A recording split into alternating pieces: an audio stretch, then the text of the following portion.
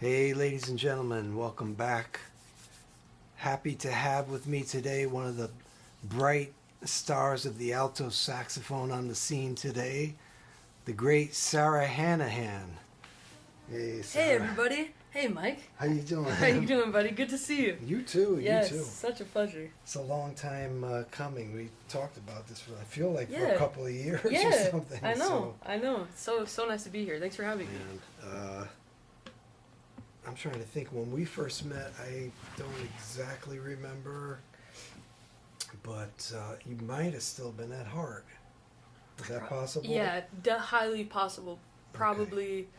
I can't remember exactly when we first met, but I definitely was in school because Okay. I remember you had to have been a gig probably with Steve or maybe Nat Okay. that I came to maybe in New York or Uh-huh. could have been in Connecticut too, but I was always following Yes. them around, so I'm sure it had to have been something like Okay. that. But I knew of you, of course, from being around those guys and Yeah. listening to their records, and of course they would talk about you and stuff, and Hopefully, good things. all good things, always, always. So I was ecstatic to meet you and hear you as well, Oh, well. especially when I was in college, because,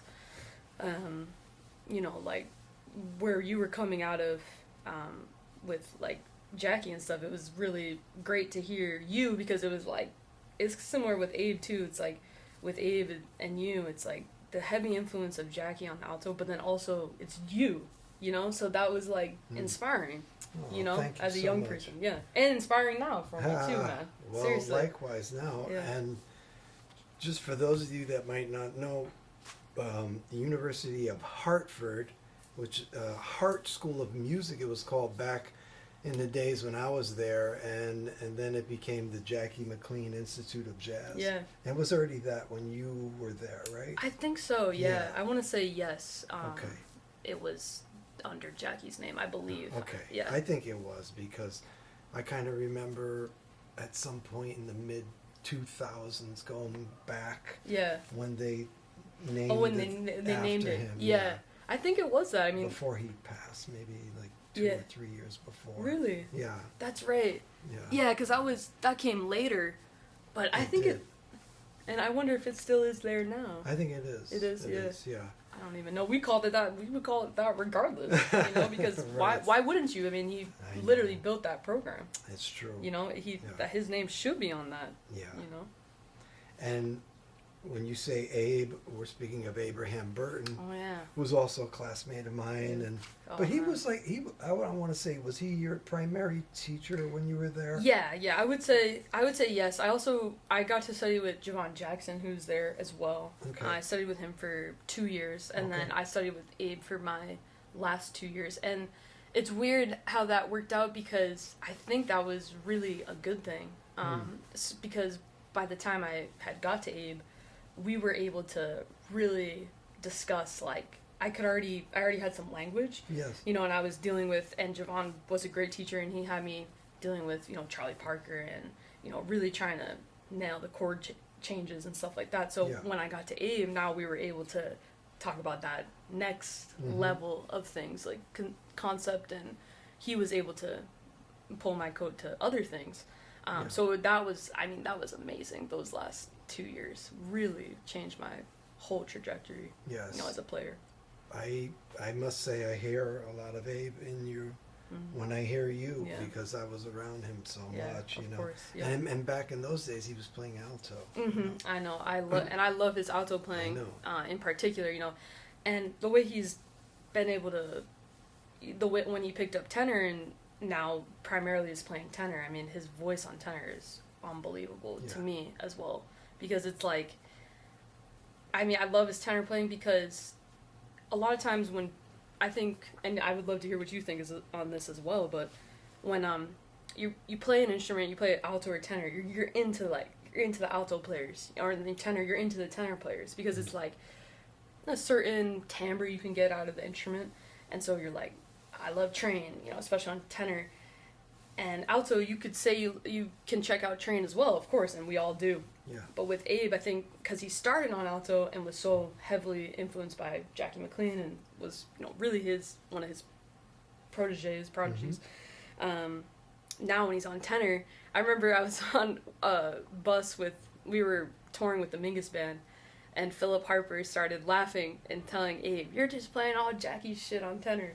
And I was like, and I started really thinking about that. I was like, wow, that's like his thing, but also it's hip because he's approaching tenor like almost like alto as well, like but it's all one for him, and it's like amazing when he picks up the alto. It's still him, and it's just he's just really one of the greats like of his generation, no doubt, one of the baddest. Yeah, and his approach is so unique. When he and Eric McPherson came up, excuse me, it was already I think it was my sophomore year, and then those guys came. Yeah. It was just like, wow, a nuclear explosion at the school with these guys. Because they would just get together and play duo, at random places around the school. Half of the time, Emac didn't even have a drum set. He would just have like his trap case as a bass drum, and like a cymbal and a snare. That's amazing. But they just would get into the stuff, and it was always kind of like later Coltrane and beyond or whatever, Yeah. So they were definitely more developed than where I was when I got into that school. So I remember Abe telling me when we were like working on my record, we were talking about like we were just hanging out and we were talking about Love Supreme, and he was like, I don't really even know like the recorded version of A Love Supreme because we were just listening to the live version of A Love Supreme. Like he was like, have you heard that? At the time I was like, no, like, I mean, I wasn't really hip to it. Maybe I had listened to it, like, but it wasn't, on the forefront for me. And then I went home that night and listened to it, and I was like, oh. I was like, I see. I get it. That makes sense. I remember Abe telling me once, and we're young, and I don't want to embarrass him or whatever, but it was just kind of funny to think about now, just going to his dorm or something, and I think Train was on in the background. I said something like, I love Train. He's like, no, bro. I love Train. You like Train. I love Train. I was like, these kind of mind games we would play with each other in school. You know what I'm saying? He is hilarious. But anyway. Yeah. I want to get into you now and like how you got into the whole saxophone thing. Yeah. Was it your first instrument as a younger person? Yeah, which is crazy. My dad, who I literally just got off the phone with like 5 minutes ago. He's cooking. He just retired, cool. And he's so happy. And but he's a drummer actually. I didn't know this. Yes, and he always, like when I was a kid, he really got me into like just music in general. Like we were always listening to music. What kind of drums? Does he play jazz? Yeah, he's a jazz drummer, I'd say. Okay. But he could play other things. He does play other things, like rock drums and stuff like that, but he loves jazz. Like, that was his stuff, Yeah. And when I was young, he would let me listen. We'd listen to a lot of CDs and stuff like that. Yeah. But it wasn't like jazz, like I remember. It wasn't like we wouldn't. He didn't just like delve into like like Train or anything like that, But he would show me like just a lot of music. Like I remember, and we would take road trips to.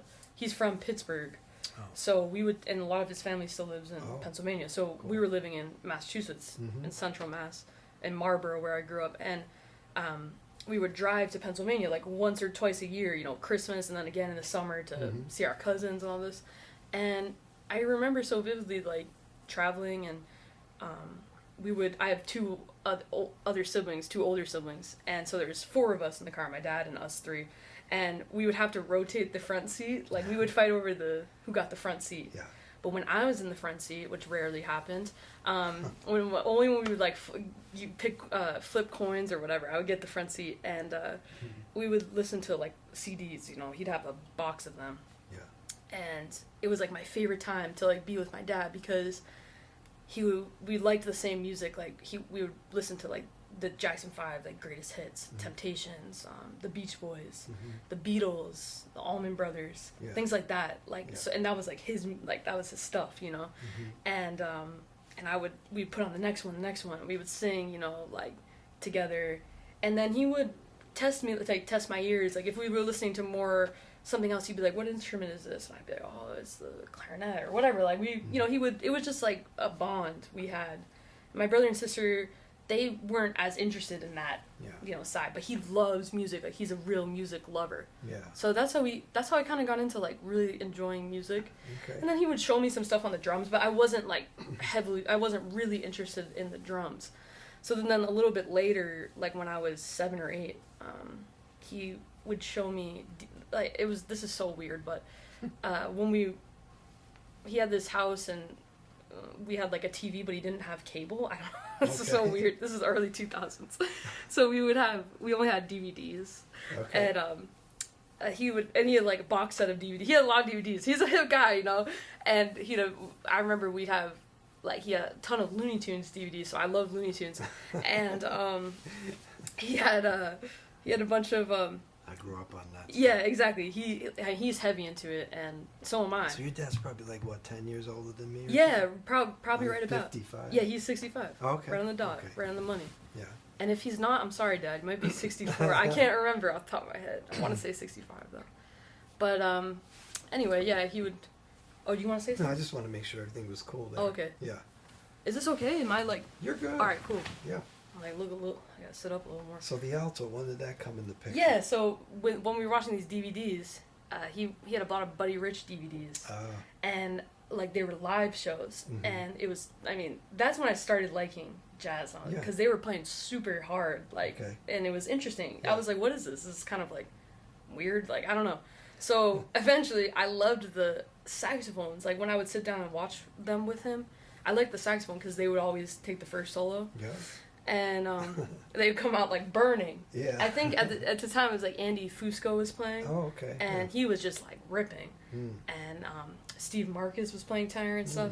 And I just liked the look of the saxophone as a kid. Yes. Like it was shiny and the way, you know, the bell. Yeah. So later that year, for Christmas I asked my dad, like, oh, I really want a saxophone. I just wanted a saxophone. It's like, I really want a saxophone. Yeah. And then, yeah, on Christmas morning, he played the whole thing really cool. Like, at first there was no saxophone. Then he was like, we opened all the gifts. I was, like, kind of disappointed. And then he was like, I think I forgot something. Went upstairs in the attic and brought down my first saxophone. Yeah. How old were you? Probably, I want to say I was 8 years old. Oh. Yeah. Wow.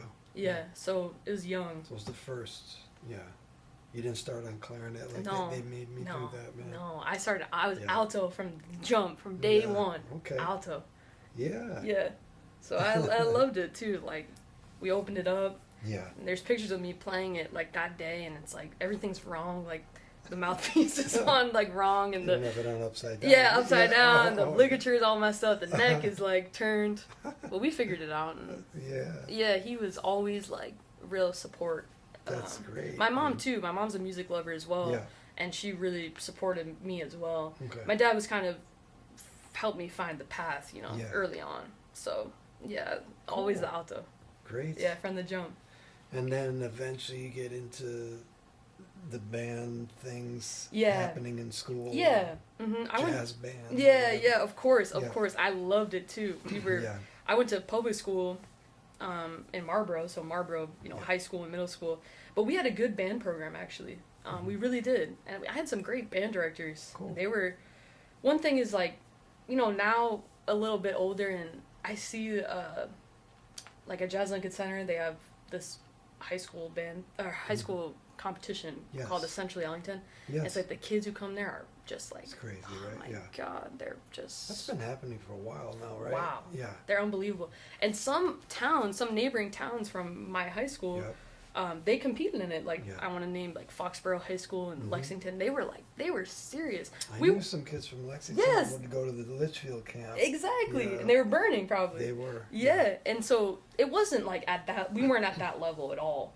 We competed, like, state-wise, but we weren't, like, you know, doing that. But it didn't matter because the band program, it was a good program. It was probably, like, 100... Like, we had a marching band, so probably, like, 100-piece, 75-piece marching band. Yeah. And the most important thing, I think about it in high school for me was, like, our band directors, they took it extremely seriously. Yeah. You know? And which made us take it seriously. Yeah. And I appreciate them so much because like the environment they cultivated was really important. Like I had a group of friends, we were all in band together, and we took it very seriously. Yeah. You know, and it helped, like, you know, with everything. It was like a team. It was like a team sport, you know. And we had like a jazz band, of course, which was like I loved it. And then we had like wind ensemble, which I played in, and we had marching band, which I was like drum major, and so all these all these things helped me become like a leader. And I hated marching band. You did? Yeah.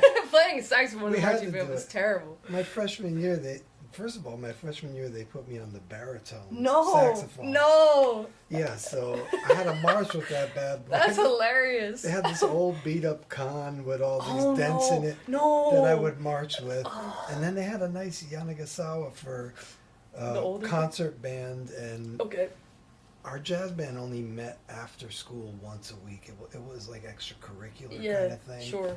So my freshman year, I also played the baritone in that, but I think it was kind of cool to play that instrument. The berries. That's a bighorn. But marching, man. Oh God. First of all, I went to like an all boys high school. You did? I did, yeah. Oh my God. Sorry, folks, I'm taking over the conversation. No, I love this. I love this. But it's just, it's like, man, and now we got to go march. And, it's like cheerleaders are riding the bus with us, and I'm like feeling like a dork. Yeah, of course. We had dorky uniforms. The first year was like, it was like a plastic cowboy hat with some other stuff, and then it became like a real kind of what you expect, like a toy soldier looking marching band outfit. With the plumes and all that. But man, I don't know. I mean, to this day, I don't like sitting down having somebody directing me to do this or that. I feel you. I don't know. I'm with you. It's my rebelness. No, I like that. I like that. I'm with you. But anyway, I'm with taking you. over your No, you're right. I remember I marched my first... We had an 8th grade in the high school, too, so we had 8 through 12. I marched my first 2 years, 8 and 9. And I remember I was like, I hate this. I didn't like... Well, first of all, you would play alto, and the playing saxophone in marching band isn't very fun. Like, it's fun to play drums or to play trumpet or something. Something that... something that really rips, But the saxophone was like, no one cares, and your horn is freezing cold, and... We would have to play especially in New England. Yeah, New England. It wasn't good. I didn't like it. You gotta cut your fingers out of the gloves and stuff. Exactly. Yeah. Exactly. So I decided after the second year, and they forced us to do it. Like if you wanted to be in the jazz band, you had to do the wind ensemble, and you had to do the marching band. Of course. So it was a real drag. But I decided, I was like, if I'm gonna have to do this, then I want to be the person who stands. You get to stand and conduct. I was like, I'd rather do that, And also, I was, like, into, like, leading, or, like, I was into, like, being in charge, or, like, I was like, I don't want I didn't like someone telling me what to do either, so I was like, at least I'll be the person who gets to, be on top, and, Hey, well, now when Farnsworth has you come out walking into the audience, you got that experience from marching band. Exactly, bro, exactly. Of walking and playing the saxophone. Exactly, and walking the bar, but, I like when he asked me to do that, because it's like, I know that Abe used to do that with AT, and he would come down the steps at the Village Vanguard. That's right. And I'm like, if Abraham Burton can do it, I can do it. Of course. But it is a little tough sometimes. I'm like, damn, how do I walk and play in time?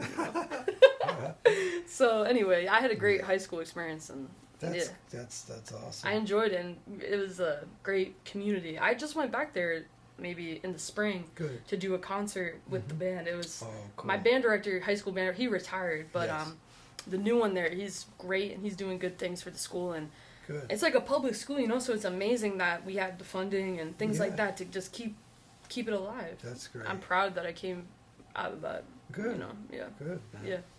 Yeah.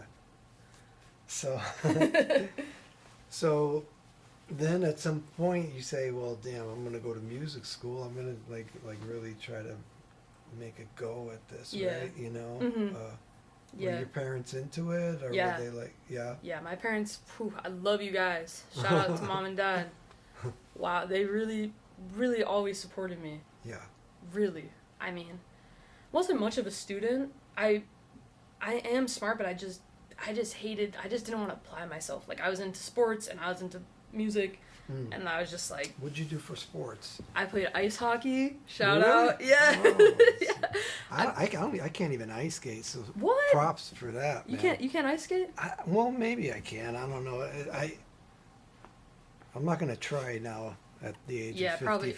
My dad just called me. He said he's starting to ice skate again. He's retired. Oh, really? Yeah, he's going out there.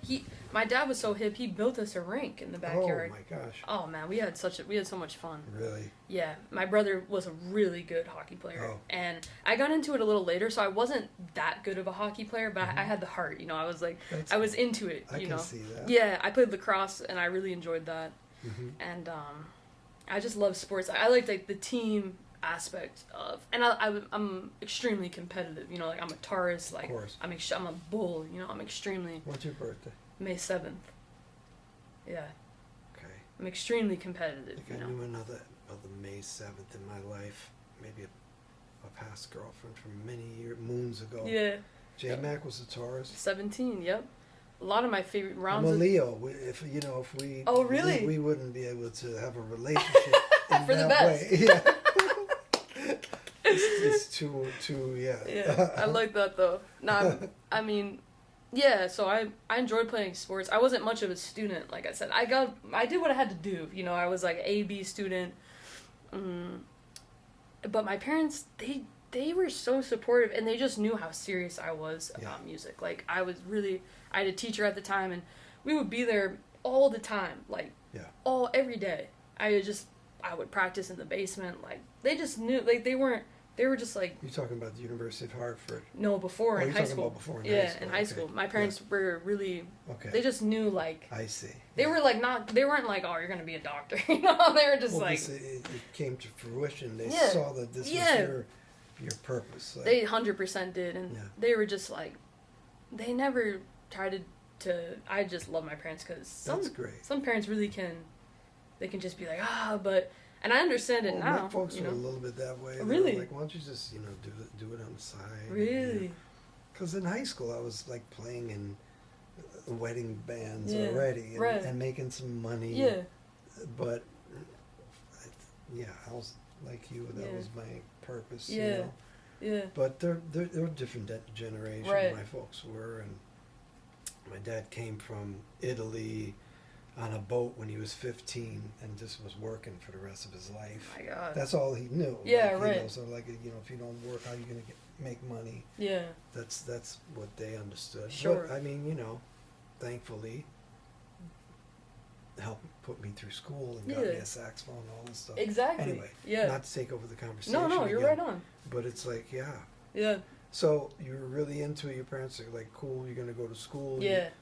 You looked at a few places. Mhm. How did Hart come up for you, or the University of Hartford, JMAC, the whole thing come up for you? It's so crazy. It's like, and when I look back, it's like really was like meant to be or something because just the way it happened was so weird. But, being from Massachusetts, we have great music schools like Berkeley. Yeah. And even at the time, my senior year of high school, I was playing New England Conservatory. They had like a prep school, like a high school. A prep. A thing you went to on like Saturdays, and I auditioned. Like Manhattan School. Yeah, exactly, that same type of thing. Mm-hmm. And I auditioned for it, and I made it my senior year. I was playing like lead alto in the prep orchestra. Yeah. And that was life changing because the kids were from all over the state. Yeah. And so now I was seeing like because like at my high school I was kind of like one of the only kids like who wanted to play.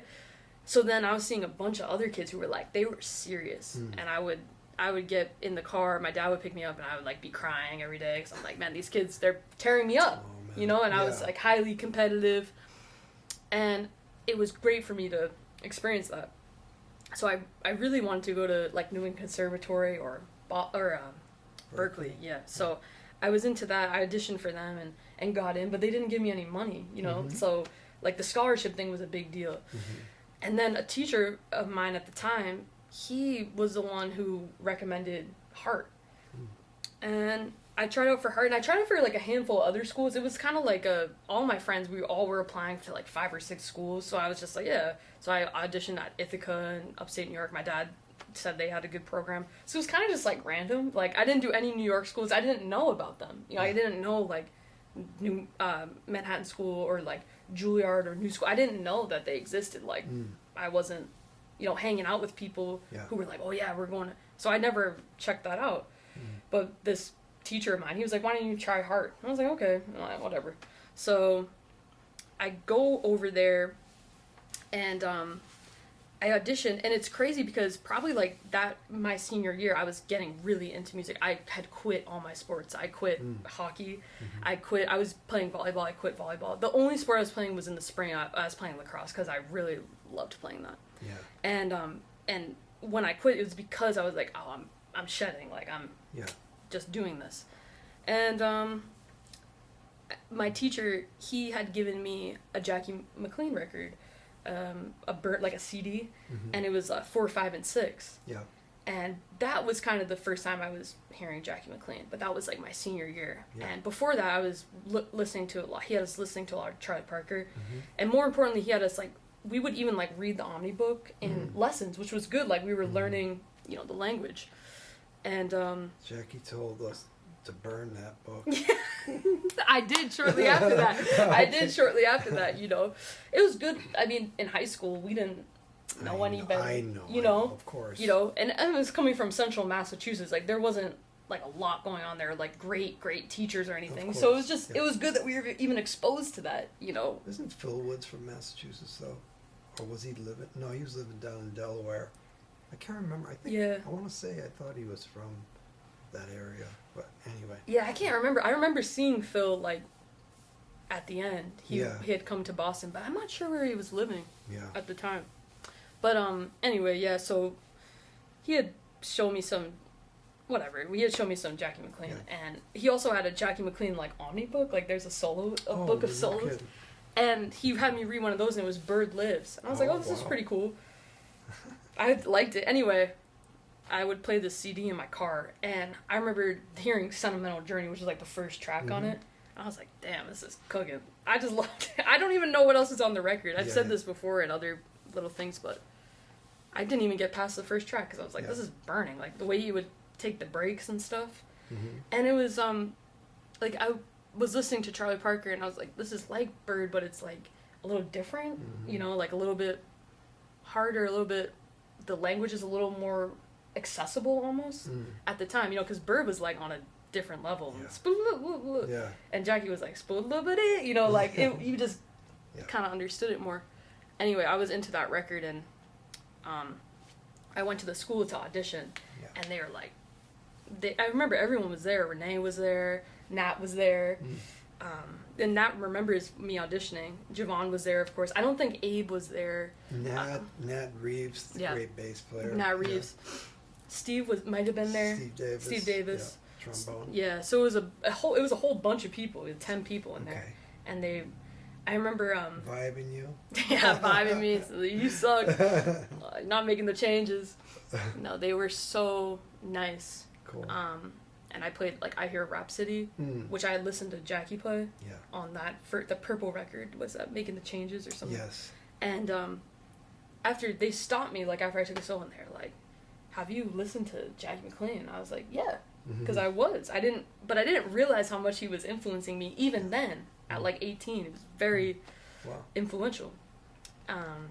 And so it was great. The audition was good, and they like let me into the school like on the spot. Cool. And I was like, I got emotional because they remember that I started to cry a little bit. I'm an emotional person, you know, but I started to cry a little bit when they let me in because I'd been auditioning at all these schools and stuff, and it's a lot of pressure, and you don't know if they're gonna let you in. You don't even know if they like you. They're really cold, like in the auditions. No one's smiling at you or anything.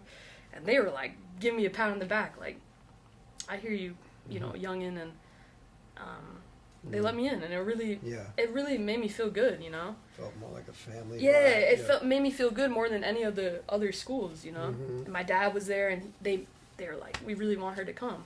Good. And so a couple months later, I got like a letter from them, and I got a full scholarship. Yeah. And I was just like, boom. Great. That was it.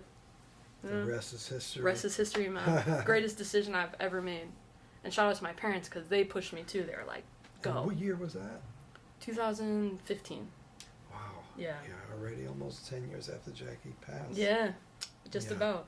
Just about 9 years, because he, it's 2006, I think. Yeah. He would have loved you, man.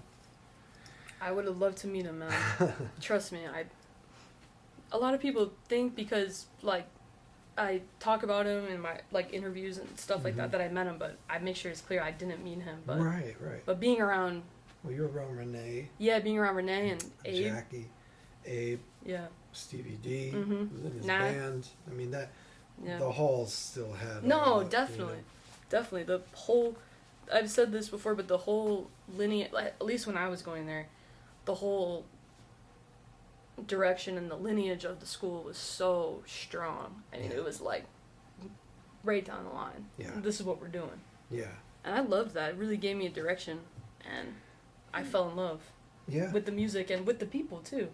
They were Yeah. so accepting of me and That's good. so loving, and I love all those guys, like, with all my heart, really. It's important, Yeah. because at the end of the day, really, it's like you're doing 85% of this work anyway. I mean, you could, whether you're going to Berkeley, Yeah. New England Conservatory, Jackie McLean Institute, Juilliard. I mean, it's on you to do the work, right? Yeah. And you got people pushing you in these directions. Yeah.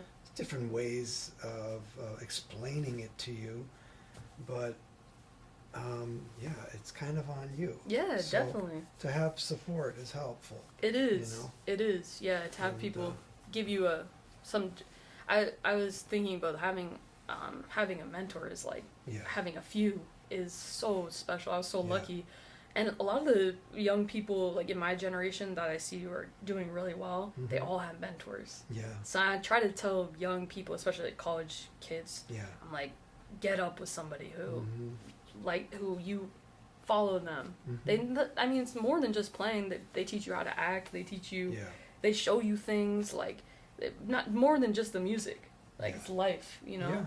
And being with those guys, like, I'm so grateful every day because they taught me so much. It was like, some of it was tough love, some of it was just love, Yeah. Yeah. And they give you the, being with someone to give you direction. Being 18, like, you don't know what's up from down. I know. It's an interesting time in our lives because we're living on our own for the first time. Right. You're dealing with all these things, Yeah. relationships. Yeah, you're of course. trying to have friends. There's all this stuff going on. Yeah. There's a lot of growing that's happening. Definitely. And at the same time, when I was there, Jackie had, I'm sure Abraham has told you about it, but we had a saxophone group Yeah. lessons. Yeah, I love So that. early was like, if you want to say it, the advanced cats or whatever. And then later he would have some of the younger people. Mm. And so he was there from, I don't know, like 9 in the morning to 12 doing that. Yeah. And there were always rhythm section players there. So back when I was in school, it was like Alan Palmer playing Yeah. the piano, Of course. whether it was Emac playing drums or Tony Leone at the time or someone else. Of course. Or Yeah, the cats. I can't think, maybe Chris Casey was playing piano. Yeah, right. Even Mary Pete Woodard. DiPaolo. Oh, yeah, playing Mary, piano. yep, of course. Yeah. So there was always some kind of rhythm section player in there with us. Yeah. And playing but there was a female saxophonist when I was there. I don't know if you ever heard about Mayanna Nielsen. No. Yeah, she was bad, man. I mean, like my freshman year, I didn't know a whole lot anyway going in, Yeah. but I would get there and hear the advanced people playing, and sometimes I didn't know if it was Jackie or if it was her playing. Oh, wow. She was playing so much of his stuff. Wow, no kidding. Yeah, and part of it was probably because my ear was still young or whatever, Yeah, too. But sure. she was bad. Yeah. Never got, she went on to do different things in life. Mm. But that's the other thing. Along the way, you see so many people end up doing different things, Yeah, right? which Just I love. To stay on this course, though, it takes something, right? It can Some be hard. perseverance. Hell yeah, what? So, how does Yeah. it feel for you now? You're out there in the real world. I know you went out. You went back and you got a master's degree. Yeah, I did. even. Hmm. And you went to Juilliard? I did, yeah. That's great. Yeah. Man. It was great. My plan initially when I was leaving Hart I wanted to move to New York, you know, and we were going to New York like every week. We would drive from Hartford to New York, and we would go to Smalls, or we would come to Smoke to see you guys and see One for All. Or, like, we would see so much. I mean, me and my buddies, like, we would. Who were you in school with that I might know? Oh my God! Renfro was Renfro? No, he was there. He's a few years older than me, so. Tony Davis. Yes, we did go to school. We overlapped like 2 years. Anybody else I would know? Matt Nogel? No, a couple years older. Oh, okay. It was like Matt and Dwanzik. Oh yeah. And like Renfro, Tabor, JB. They were all like were there before I was there. Oh, okay. Like maybe 2 or 3 years. Okay. But I did go with Tony. I don't even know if you would know anyone else. Oh, okay. I'm trying to think. That's okay. There's so no those guys are older, so I get the picture now. They're just a little bit older. Just a slightly older. Yep. Okay. I miss so those you really guys. are pretty young then. I guess. I don't know. My back's telling me something. You haven't different. hit 30 yet, right? No, I'm 28. 28. Yeah. Wow. Yeah. I But remember those days. Yeah, that's good, man. I'm enjoying it.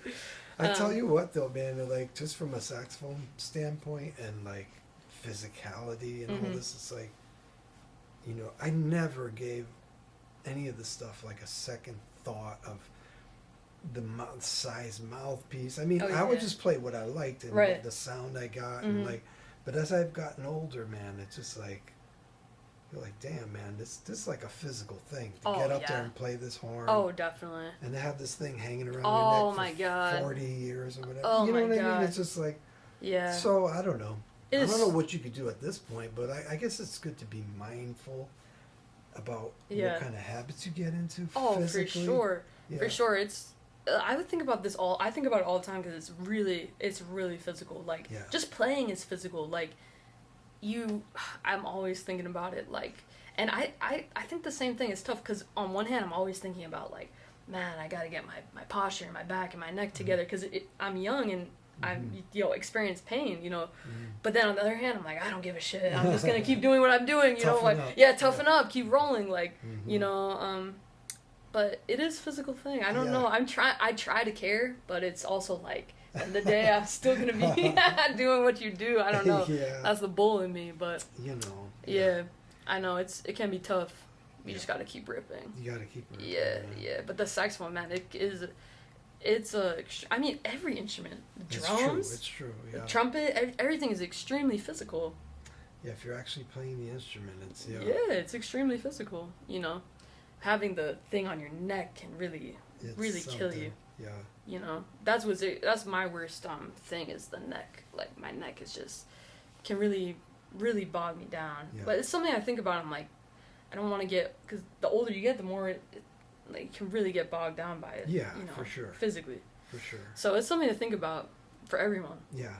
How to stand up. Also, like if you think about people like Benny Golson and people like that, they were stick straight. Yeah. Dang, how do I get like that? Train was pretty stick straight. He was pretty straight. Yeah. I mean, Jackie Benny Golson, from what I heard, played like a huge mouthpiece with some of the hardest reeds you can find. Like 5 reeds. So tough. I mean, Jesus. Love it. It's like whatever works for you. How, man? Yeah. I just try to tell people when they ask me, I'm like, it's just whatever you. It's true. Whatever works for you. It doesn't matter. Like, I mean, sometimes I used to play really soft reeds, and now I play harder reeds, I just like it now. But not some days I'm like, why am I playing this hard reed? Yeah. And go back down. Yeah. And then sometimes I'm like, why am I playing this mouthpiece? I think it's hard to play, but I can't find it. I don't want to look for one. I'm too lazy to look. Be out there searching. What kind of for the people that are into this kind of stuff, equipment and stuff? What do you? I know you're playing a Yanagisawa. Yeah, Yanni. Yep. Which model of Yanagisawa? I play the 991. Oh, you have one of those. Yeah, the old kind of older ones. Okay. I wasn't like because I liked that one or anything. It's just because I liked the Yanagisawa, and then when I was like 17, my dad he helped me out and bought me this one I'm still playing, and it was just like off of eBay. We were just looking for something cheap, and it was like used, but it was nice. It was like used but mint, and she sold us to it for real. This woman sold it to us for cheap. So, and I just liked that horn, but it wasn't because of like I wasn't like I want a 991. It wasn't like anything like that. It's just the horn I ended up with, and I like it. I love it. Actually, I hear you when you play, and I don't think anything like it could be an old Selmer, it could be a King, it could be a Yeah. Con. Yeah, You know what I'm saying? just It's just a great sound, and it sounds like you. So it's I don't know. What are you playing for a mouthpiece these days? You playing a Clum? Yeah. Still? I'm still playing that same Ted Klum I've been playing for like 5 years now. Okay. And I really like it. It's a great mouthpiece. I mean, he makes great mouthpieces, Ted Klum. And it's really a copy of one of Jackie's mouthpieces, which is crazy because I didn't even know that. So it's kind of like a bird. It's like a bird, yeah, because it has a huge baffle in it. Yeah. And Ted is super... Keep talking to the camera. Yeah. I'm going to grab a mouthpiece. No, it's okay. Ted is super hip, and like when you go over to his studio, he can at least for me. Oh, Is that your phone? yeah, that's my phone. Here, let me pause this real quick. All right, here we are. We're back. So you're talking about, Oh, is yeah. it Klum? Ted Klum. Is Is that it how you say Klum it? or Klum? I don't Ted know. Klum. I say Klum. It might be Klum. I say Klum. Klum. You say Klum? Yeah. Okay. I think that's what it is. And Ted But it's kind of like apologized. this, right? Like the me kind of see like this. this, the New London model or whatever. Is this? Did you get one? Yeah. No, I mean I've had that on the side. I played it for a little while, but I play something else. Yeah, it's like this, but he opened the tip for me a lot. Okay. And it was like, cause what I'm not even sure what size would that Actually, be. this is like an 8, I think. Oh, then maybe. I'm not sure. You play a bigger tip than that? Yeah. That one I have it's big. I don't know. I'm not even sure what it is, cause he would. Okay. Cause he would like I would play it. I'm not sure what he would do to it. He put some sauce on it, whatever he did. Cause I would go over there. I went over there and then I would play the mouthpiece and I'd be like, this feels good.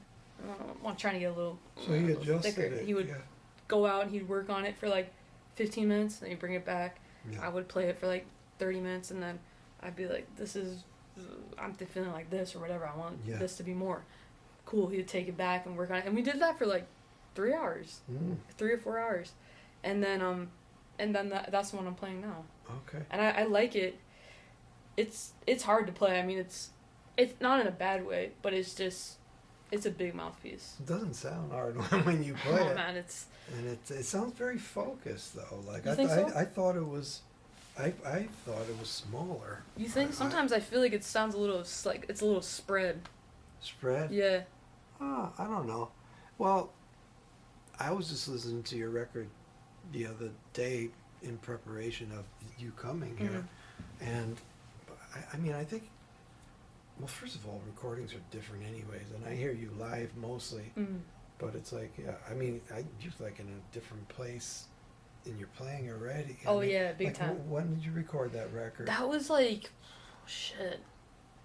It's over a year ago. Over right? a year, yeah. But probably like almost 2 now. It's usually like that. Yeah. By the time they come out. Yeah, it it's took like, a year for it to come out almost. Yeah. Yeah. Yeah. It took a long time. Every time I have a record come out, it's like, oh, geez, that was a different horn, a different mouth. Yeah, yeah. I know by the time it came out, I was like, I don't even recognize that person anymore, you know? No, I mean, it's beautiful. It sounds great. And, but when I hear you live, it sounds focused to me. I don't know. Yeah, I'm trying to. There's always a balance between what you want, the spread or I think focus in the end maybe is better. Yeah, that's what comes through to people. Right, exactly. Not narrow or tiny or nasal or whatever, but like there's got to be some. You know, all the cats had it, whether it was Cannonball or J Mag. There's a certain focus. Right. And, a lot of dudes are playing just Myers, like a Meyer 5, right? That's going to be a certain focus to that, right? Yeah. Did you ever mess with any of those? No, and when I do play, when I've tried them, because like I've tried a ton of mouthpieces. Of course. You know. Weren't you playing the Claude Lakey when I first met you? Yes. Okay. Oh my gosh, that's hilarious. I can't even play that. You sat in at the side door. I was playing with Nat. Really? And I don't know what mouthpiece I was playing. It was a metal. It might have been this Barone piece that I've had, but I haven't played that in so long. Yeah. But anyway. Yeah, you were playing a Claude Lakey. Claude Lakey, yeah. And you know what's crazy because you sounded good on that too. Oh man, I can't even play that piece anymore. That piece was huge. I mean, that must have been. It was. I don't even know. That piece was. I can't even play it anymore. When I go to play it, I'm like, But in college, I was fearless. You know, I had no fear. And the reason I liked it is because I wanted something edgier, like something that was more like Jackie essentially. And but before that, I had been playing like a Van Doren mouthpiece or something. I didn't know anything about anything, and I went to this guy's shop in Connecticut, and he had like a bunch of bags, like plastic bags of mouthpieces. Anyway, that was before Frank started his shop, and that's where I really. So he had a go. bag of old mouthpieces. Yeah, he had like a few bags, like the old grocery bags. They don't have them anymore because it's like we're going to plastic now. But and anyway, they were all. He was like, these are all crap, but you can try. He was just like, these are. There wasn't like anything nice in there. It was just like crap. Yeah.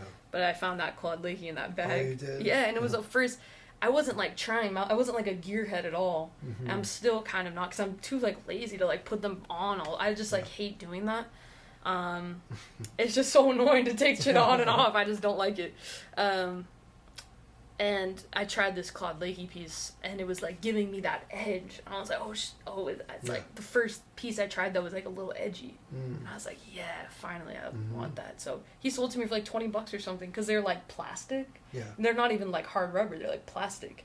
So he was like, I don't care, here you have it. Yeah. And I played that even when I first got to New York. Mm-hmm. I played that for years, maybe 3 or 4 years, yeah. And then Abe called me and was like, you got to try this piece at Ted's place because it was a copy of the Berg that he was playing alto on. It was just one of Jackie's Bergs. Yeah. And he said that he had dropped it by accident and something happened with the tip. So he couldn't really play it anymore. So then that's why Ted made this copy. Oh, wow. Yeah, and that's it, essentially, I think. Oh, okay, yeah. And so I went over there and tried it and liked it because it was like that edge, but it was also... I was also able to, like, play softer, too, and things like that. And, like, the Claude Leakey was like a rocket. Like, you couldn't really get many textures. It was just, like, loud. I don't know if I've ever seen... I had a Claude Leakey soprano. It must be totally different, but... The alto, I'd be curious to see what it looks like on the inside. I know. I can't even remember. Does it have a baffle? I think it has a slant baffle. Something at the top. Rollover. Yeah, it was an interesting piece. I haven't played it in years, but I tried playing it again like 2 years ago. Yeah. Just for fun, like at the crib. I couldn't play it. It was just like... Yeah. I have one of Phil's Barone's pieces, actually, too. You do, yeah. He sent it to me. It's actually the one Jackie used on Nature Boy. Oh, it's like that. Yeah, it's a real one that he used. Wow. Yeah, he sent it to me. And how was it? I couldn't play it at all. Really? Yeah, at all. I want to try that sometime. Oh, I should have brought it for you. That's okay. I should have. Next time I see you, I'll bring it. I have others, man. I have this one I got on eBay that this guy sold once. It's like, it looks like he made a metal version of some rubber piece that Jackie had because it's huge. Really? It looks like it could have been a Meyer or even a Berg, but it's made out of metal. But the body's kind of short. And I bought it on eBay because it says like JM on the side, and I know that Phil never made a Jackie McLean mouthpiece necessarily that was like available to people. Yeah. So I was like, man, I gotta buy this, and I bought it. I played it for a little while. Really? All those mouthpieces, like you're saying with the Claude Leakey, I put them on now, and it's like, damn, I can't really play it. I know. I feel like because like. Well, I think it's a few things, like, we're always changing physically, but our ear is always changing too, and, like, some things that I like now, I didn't like 4 years ago or 5 years ago, and so I think you just have to keep changing, although the process of it is, I mean, I hate the process. I'm not a gearhead. I don't like trying horns. I'll do it, because it's like, you do it, and also now it's like people send me horns and stuff, and I'll try them. And pieces, of course, I have tons of pieces, and I'll try it, but I just, like, I think it's hard to, it's not easy to change stuff, and I don't like to, because it's like, when you're playing a certain piece for so long, at least I've experienced with this mouthpiece in particular, is, you really know it, and you know it with a certain horn, too. Yeah. So, like, when I put my piece on a different horn, it's like, now I have to, like, relearn that shit, and that's like, I don't even want to do that. I'm trying to learn other stuff, like, you know what I'm saying? Yeah. So it's not easy for me to change pieces, and I hate the process, but I know some people like it, and it's good, and it can be good to, because your ear might be feeling something else. A lot of times when I'm feeling something else in my ear, I'm like, I just try to find it on the same stuff, but I don't know the answer, man. I really don't, and a lot of times I'm like, I got to get something else. Sometimes I want to try other things, you know, but Yeah. the process can be terrible. I mean, even for like a year, I was trying to get a really good, I really wanted to start playing soprano. Yeah. And just the process of finding a good horn, a good soprano, and finding a piece that works with that, I stopped. I searched for a whole like year and a half, and I was I can't do it anymore. I was so bored of the trying pieces, trying horns, trying a horn with the piece, you know? Yeah. It just was too much. Yeah. I don't like it, you know? But, I well, mean, what about you? You enjoy that? I mean, no. I mean, I've been like you, where I just stuck to stuff for. That's okay. Or, almost took you out too, bro. No. Where you know, played the same thing for like 20 years or something before I went ahead and. And what I was playing forever was a Barone that he made me when he had his shop in Brooklyn. Really? In the 90s. So like, I think it was like 92. I was still at Heart. J-Mac brought Phil up to do like a little kind of a saxophone class for the saxophone guys. Mm-hmm. And that's when I met him. And then I made an appointment to go down there, and I never really played metal on alto until I went there, and he had this piece. He's like, "Here, try this, man." And I was like, "Oh, damn, what the hell is this, really?" Man? And like, and then he had to finish it. It was an auto link that he kind of reworks, kind of forms it a little bit differently, and then he put his own baffle in it. Really? So he opened the thing up. It was like a 107 tip opening, which is like a tenor mouthpiece, pretty much. Yeah, big. And had a baffle that he put in there, and you know, and then I had to make me another one similar to that. So all the crisscross records I did, that's what I'm playing. Really? One of Phil's pieces? Yeah, I mean, I basically played that up until I don't know. You know the record you did with Steve, like at Smalls? You guys played Spirit Waltz. Yeah, Spirit Waltz. Mm-hmm. What were you playing then? That was a Yanagasawa, I think one of the ones with the silver bell and the silver neck, I think, that I had at that time. The one that you kind of been playing the last couple of years? That one's like unlacquered, the one. No. That's a like, different one. That was like the one that they make that's kind of like a king, where it has a solid silver bell. Oh, and yeah. silver. Yeah, looked a little different. I don't know what they call it, the 9933 at the time, that was. I don't remember the mouthpiece I was playing, man. I don't know, because after the Barone, I went to some smaller things a little bit. Yeah. I was playing these Barry metal mouthpieces for a little while. Oh my goodness. Yeah, because they were kind of like a link. Yeah. So once you got onto metal, you stayed on metal for a while. I was kind of hearing that sound, man. I don't know, like just the vibrancy of the. I was like, this is all metal. Why am all of a sudden I introducing this hard rubber thing? But, right. Well, anyways, it worked for me. Yeah. And because before you were saying earlier about, you know, playing alto, which I was, but I gotta say I was mostly into the tenor players. Yeah, so true. Yeah. Same, honestly. Yeah. Yeah, I mean, you know, from Wayne and Joe Henderson, and Train and Sonny Rounds, like just those four alone. Yeah, sure. And alto was like, of course, J-Mac, because I was there, and then Bird, and but you know, a lot of the other alto players I wasn't checking. I mean, I gotta confess, I don't have a Kenny Garrett record. Really? Because I grew up later. I I'm it was older. later. Yeah, of course. And like, I don't know. I just always felt like if I was just gonna start, I'd gravitate that way too easily, and I was just trying to formulate my own concept at that point. I hear you.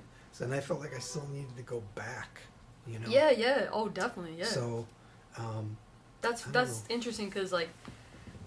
I hear Kenny Garrett in your playing. Yeah, of course. I mean, he was an influence for me, and that was because of my dad. Okay. Who liked that like generation. Like he says a lot too, and it's amazing because now I know some of these guys. But like he said, like Joshua Redman and like Roy Hargrove and Kenny to an extent, like they kind of brought him back into jazz. Like there was a period where he was this like not really listening to I jazz. see. And then like kind of that young lion generation Yeah, that yeah. they really started pushing like in the 90s. Yeah.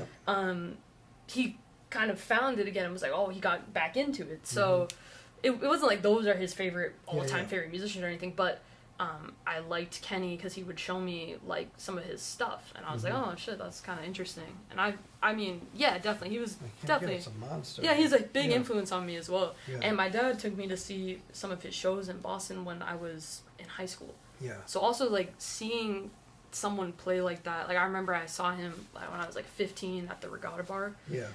And I can't even remember who was in the band because I wasn't like hip like that. Like I wasn't like checking out. Like I just didn't know. I had no idea. You know. Was it Nat? I don't think it was Nat. Past that, It was yeah. past that point because it must have been like 2010 or Okay. must have been 2011 or something like that. Mm-hmm. So I think he was integrating younger people. Yeah. I mean, Rudy was definitely there, and could have been like Benito or I'm not sure. But anyway, I was just enamored by him, like seeing the saxophone Yeah. be played like that, like in real life. Yeah, yeah. You know, because I wasn't like, I was in Central Massachusetts, like there was nothing going on. Like we don't have the Village Vanguard out there or anything. So I wasn't like. How far are you from the Iron Horse in Northampton? Or that's a little bit of a. It's weird because like Central Mass is like it's closer to Boston than it is to Okay. Western Mass. I see. So I hardly went out to. So you're like above Springfield? It's like more east. Oh, more east. Yeah, of yeah, but Springfield. it's like similar, like on that same line. Mm-hmm. So I wasn't out there either. Like there was just no scene at all. Like Yeah. where I was, like there was like one jam session you could go to. Once you get out of New York, it goes It's- down quick. Exactly. Right? Yeah, oh, big time, Yeah. big time. But I remember seeing him just being like, "Holy crap!" Yeah. Like because he just played on and on and on and on. Yeah. Like he would take every song would be like 30 minutes, and I was just like, "What is going?" Like, I just Yeah. was like, "What's going on?" And I was just enamored. And then I was starting to get into like John Coltrane. Mm-hmm. It's amazing because a lot of people like that got into Train. It's like the first thing that they liked was like Giant Steps or something like that, or like Sunny, or like more of like where he's playing like more bebop, you know, along those lines, changes. And I actually I didn't find that first, and I wasn't into that. Like at Okay. first, I was into like him playing like After the Rain Ah, and Welcome and things like that, like more the spiritual I like side. that on your record. That's a beautiful Yeah. one, man. Thank you. Yeah, I Yeah. love that. I love that song. You know. Yeah, And then I found Kenny was doing something similar as well. Like I found some of his, like he did a tribute to John Coltrane. Yeah, yeah. They played that stuff, and I really liked it. Like the arc and the ability Yeah. the more spiritual thing. Yes. And that's when I found like Pharoah that's Sanders and all exactly that. Yeah, that's when I started getting into playing like that too. And Mhm. so, but I was gonna say it's interesting because I don't like that you were like I don't have a Kenny. I don't hear like he was not an influence for you at all, and that was that. I mean, but it's like you're at the time. The was generation is really close though too. Well, it's about 10 years older maybe, but Yeah. like, I remember Jackie talking about him a little bit when Mhm. we were in school. But like, Jackie had Vince Herring come up Yeah, and give us a lesson. Sure. Antoine came Of and course. did a thing. Yeah. And of course Renee once in a while when Jackie wasn't around. Yeah. But I don't know, it was more like the way Jackie gave it to us was like, you got to find the cats you like and then filter it through into your own thing. And like, I felt for myself that I had a lot of work to do to go back Yeah. and fill in a lot of gaps. Yeah. Sure. And that if I was just gonna start going heavy into Kenny Garrett, I don't know. I feel like I'd be like messing around up here, but all this shit under here wasn't filled up. Yeah. I feel And that. I know that Kenny knew all that stuff. Yeah. So Definitely. I had to do my own work. So Hear by you. that time, you start getting into your own shit. Yeah. And then you start making your own music. And of course, I've heard him, and I had lived with people that had his records, and I went to go course. see Kenny Garrett. Yeah. Of and course. I remember the band that he had where it was like Pat Metheny. Oh yeah. Yeah. Playing yeah. all the Coltrane stuff, Right, I which like was that. super cool. Yeah, it's right? hip. Yeah. With Nat, I think it was Nat. It might have been Brian Blade, Nat Reeves, and Pat Metheny. Mhm. And I can't remember where we saw him. It might have been.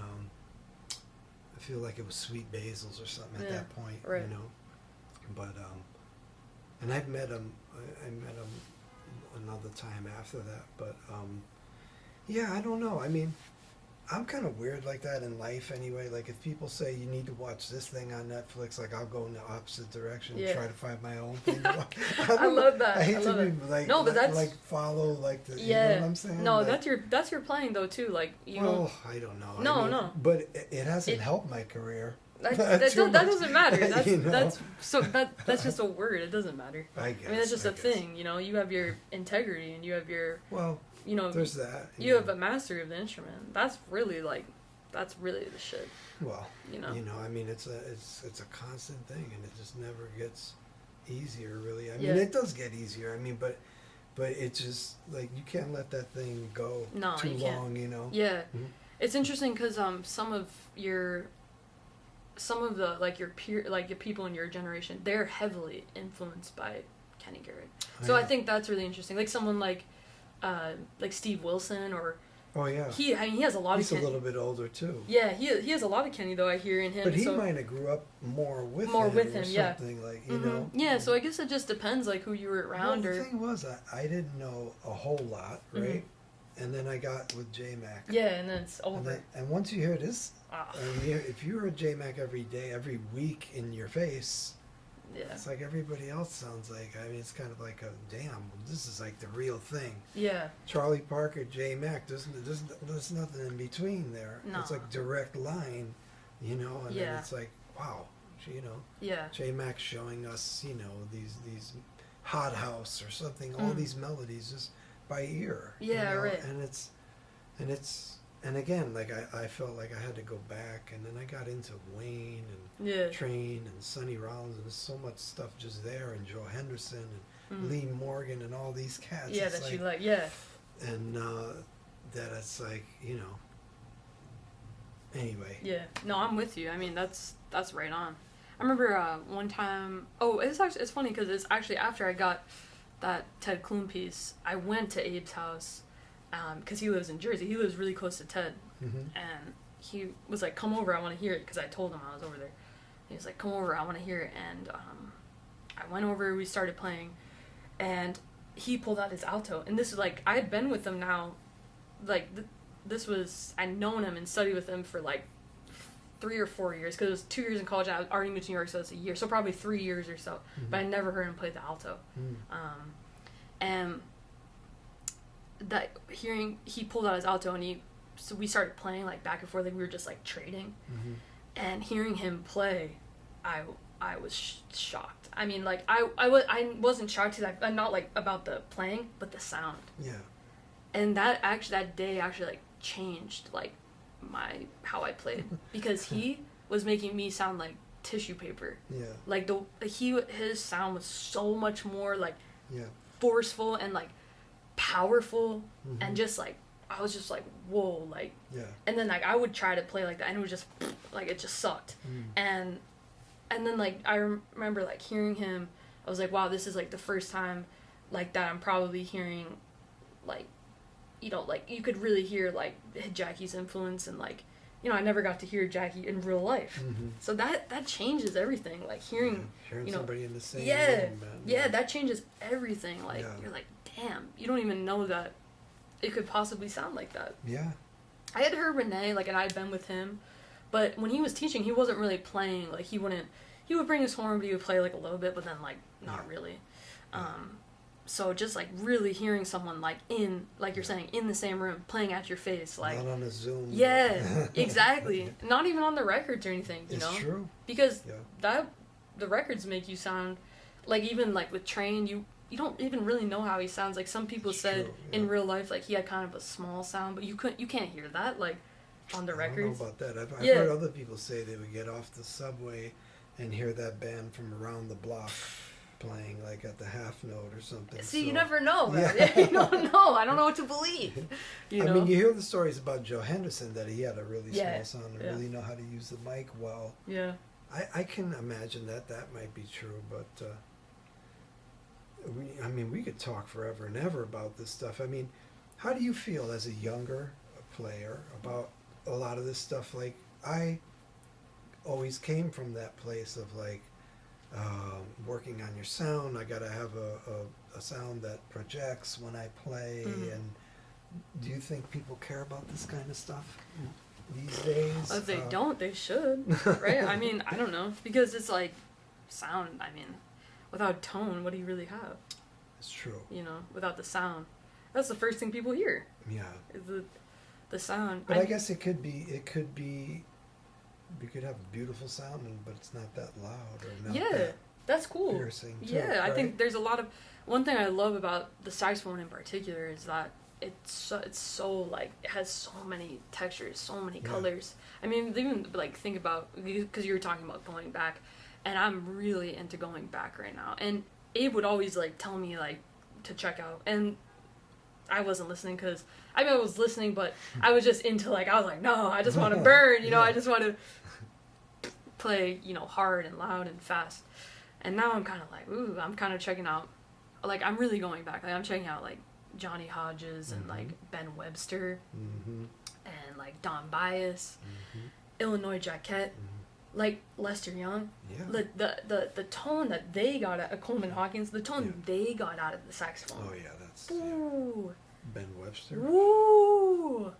I mean, I was listening to him play like Someone to Watch Over Me, and just like, I mean, it'll bring you to tears listening to that. That was when I got married way back in the day.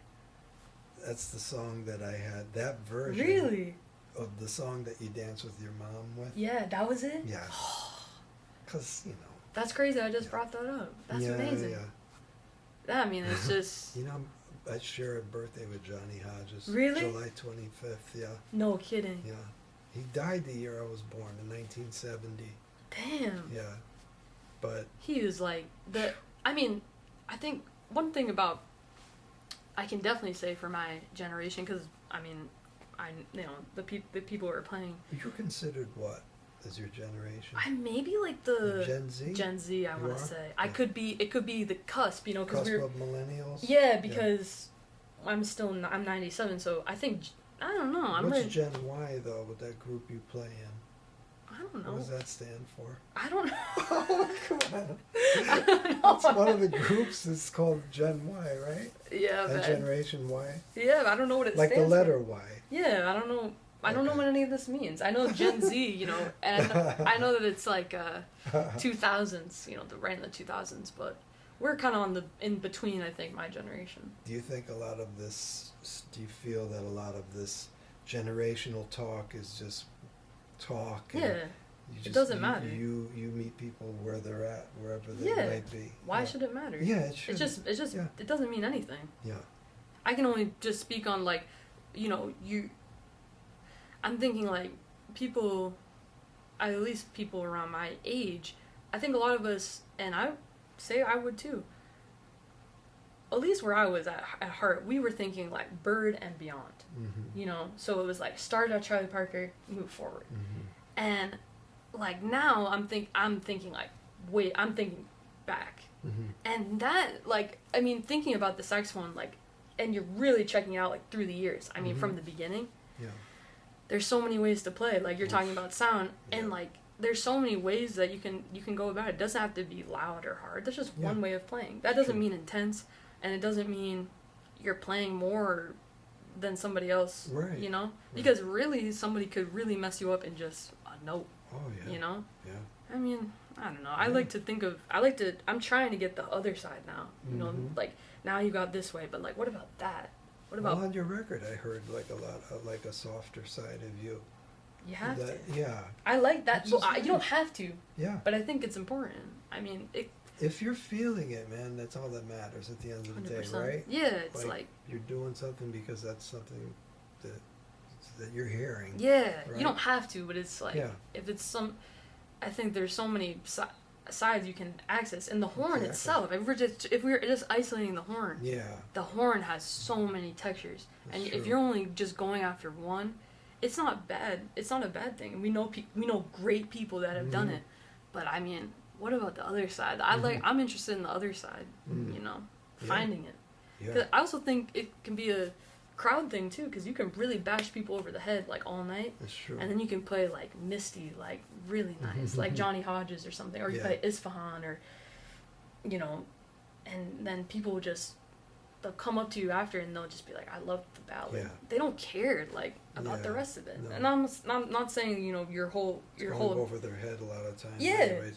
it doesn't even like have to be like your whole objective is to for Yeah. people to like it, because Yeah. I'm not really about that either.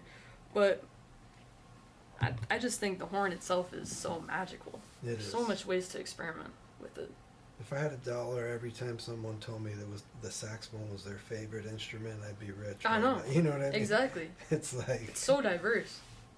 It How has do a- you feel about? I'm sorry. No, go, yeah. I was gonna say, how do you feel about? In that vein, we're playing this instrument. What do you feel about the future, AI, any of this stuff? Does it kind of scare you a little bit? No. Or, no. No, the future doesn't scare me. New doesn't scare me. Mm-hmm. New isn't new, Mm-hmm. you know? New's the same. Mm. Like, when people ask me about, like, where the music is going, Well, what about technology? Do you think it'll ever replace you? no. Nothing I can mean, ever... You hear shit sometimes in bar stuff already. I could tell like that's AI saxophone. or Nothing something, can you know? replace the human soul. Yeah. Nothing can replace soul. Mm. Nothing. And they can try, but Mhm. it won't... I'm not scared of any of that. Mm-hmm. I'm not. Because, I mean, think about how music's prevailed through hundreds of years. Yeah. You know? Not the robot isn't going to replace musicians. Can't replace the feeling. You know? All right, let's mark this down. 2026. Shit. 200 years from now. This is gonna be robots just ripping with so much feeling. I'm gonna be broke out of a job. God. Oh man. Oh shit, man. We should, I mean, I could end this here. We could keep going. I could do a part 2 another time.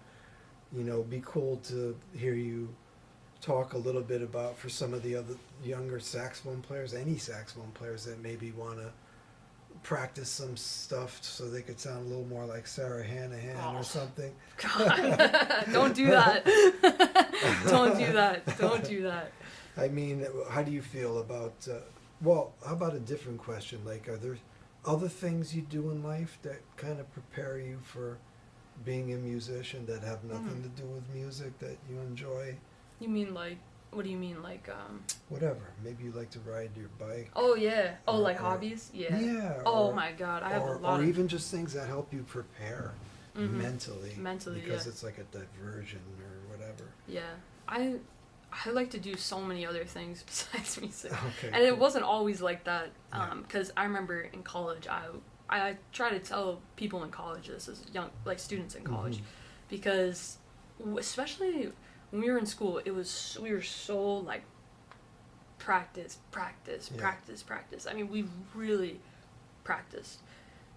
And that's not different from what you guys were Yeah. doing or anything, and that's not like anything to brag about. It's just we were practicing so much that sometimes you would like forget to like take care of yourself, or forget to like go outside Yeah. and forget to like enjoy your life, Yeah. you know?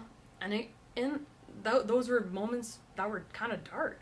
Or it got dark for me at times. Yes. You know, because it's like, what am I doing? Like, and if everything that you value is put on that one, like, that you're just like this, like, Yeah. you know, it can really bog you up, I think. Yeah. You know, I like to do a lot of things, and, like, things that help me with my music is just, like, you have to enjoy your life. You have to. I mean, you have to practice, too. Yeah. You don't have to practice, but if you want to not be sad, you have If to you wanna work practice. in New Yeah, York City, you probably have to should practice. I mean, if you really want to play the music, I was listening to this thing the other day. It was like, it depends what you want. If you want to be great, you'll practice. If you want to be good, you'll practice a good amount. Yeah. If you don't care, if you don't care about being sad, you won't practice. You know, and that's true. It's like you get it. You get what you put into it. Yeah. So that just is what it is. But I like to do a lot. I like to enjoy my life. You know, like I have a fiance, and we Yeah. spend a lot of time together, and Cool. she really inspires me as well to Yeah. to be great, and like the things that we do together as people. Mhm. You know, go on trips, go out to Incredible. eat. You know, Yeah. enjoy things. You know, simple things could be having a fire, like whatever, just real Yeah. simple things. Going on a walk, going to the beach. You know, Mhm. playing cards, whatever we Yeah. get up to. That all filters into what I like to do, you Cool. know. Cool. And you got to enjoy your life. You have to, Yeah. right? For sure. You have to. You do. I mean, You know, it's short, sad if it's you short. Yeah. musicians have gone to this like, oh, we have to be tortured and we have to be dark and stuff. I don't believe it. You know? No, I mean it's because that's always going to be a struggle, anyways. Because we're kind of swimming upstream Yeah. in society with what we do, Sure. regardless. Sure, So, yeah, you don't have to add to it. Yeah, You know what I'm exactly. saying? Exactly. So, Exactly. There's a lot of things to be thankful for sure, and to be grateful for, man. You know. Definitely. And yeah, to be out here playing and Oh, yeah. to get to hear one another and. That's yeah, amazing. It's amazing. You got to put yourself in space and time, too. Like, Yeah. because, you know, what we do, we take it extremely seriously. We're artists. We're sensitive people, a lot of us. Mm-hmm. And, yeah, at the end of the day, like, you know, you do have to put yourself, like, here. Because it's like, at the end of the day, it's a gig. At the end of the day, it's a show. At the end of the day, we're playing our horns. Yeah. You know? Yeah. Like, you have to... I enjoy it. Like, You gotta enjoy it, if you see me play, I like to smile. I have fun because I'm grateful, number one. Mm-hmm. And number two is, like, we've worked really hard. We continue to work hard. And, like, this is a blessing, you know, It is. to do what we do. Yeah. And I feel blessed, Yeah. you know, because you could really, the world is tricky and life is tricky. Yeah. And you're dealt, you know, your hand. And, That's right. you know, it's amazing. At the end of the day, you can get up on the stage and play a blues or, you know, play some rhythm changes, like, with your friends, people you Mhm. love. Mm-hmm. You know, it's not that, Yeah. and you have to sometimes realize, like, it isn't that deep. It's amazing. Right. It's a blessing, Yeah. but it is deep at the same time. It is. You know, so I don't know. It is extremely deep at the same time. But yeah, to keep that in mind, to keep it in context is a good thing. No, definitely, you have to. So, at that, I think we might call it a day. Yeah, man. For this, man. Yeah, man. Thank you, buddy. for coming through So again. great, bro. Yeah. That's awesome. Maybe we'll do a follow up and you know, bust out ripping. the horns. Yeah, dude, I was all so close. I was this close to bringing my horn. But then we'll have to really turn down the volume of the microphone. Way down. Yeah. 0. Peace, y'all. See you guys.